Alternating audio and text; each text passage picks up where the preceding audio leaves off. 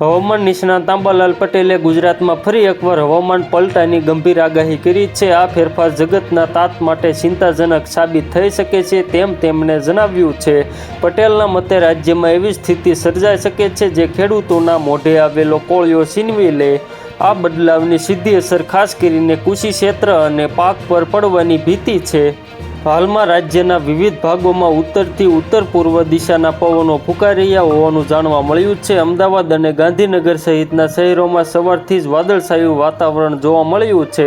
18 ફેબ્રુઆરી બાદ એક હળવું વેસ્ટર્ન ડિસ્ટર્બન્સ સક્રિય થવાની પૂરેપૂરી શક્યતા દેખાઈ રહી છે. આ સિસ્ટમની અસર મેદાની વિસ્તારોમાં વર્તાશે અને વાતાવરણમાં મોટો પલટો જોવા મળી શકે છે.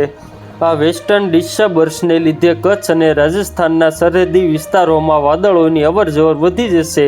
હવામાનનો આ મિજાજ તૈયાર પાક માટે અશુભ સંકેત સમાન માનવામાં આવી રહ્યો છે. બંગાળના ઉપસાગરમાં 18 ફેબ્રુઆરીની આસપાસ એક લો પ્રેશર સિસ્ટમ સર્જાવાની શક્યતા વ્યક્ત કરાય છે.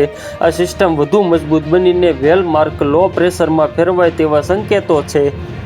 જો આ સિસ્ટમનો ભેજ અરબી સમુદ્રમાં પ્રવેશે તો ગુજરાતના દરિયાકાંઠાના વિસ્તારોમાં હલચલ વધશે. ખાસ કરીને સૌરાષ્ટ્ર અને દક્ષિણ ગુજરાતના ભાગોમાં તેની અસર જોવા મળી શકે છે. ઉત્તર ભારતના મેદાની વિસ્તારોમાં 19 ફેબ્રુઆરી સુધી પશ્ચિમી પવનોની અસર જોવા મળતી રહે છે. આ પરિવર્તનને કારણે દેશના અનેક રાજ્યોમાં વરસાદી માહોલ જામવાની શક્યતા છે.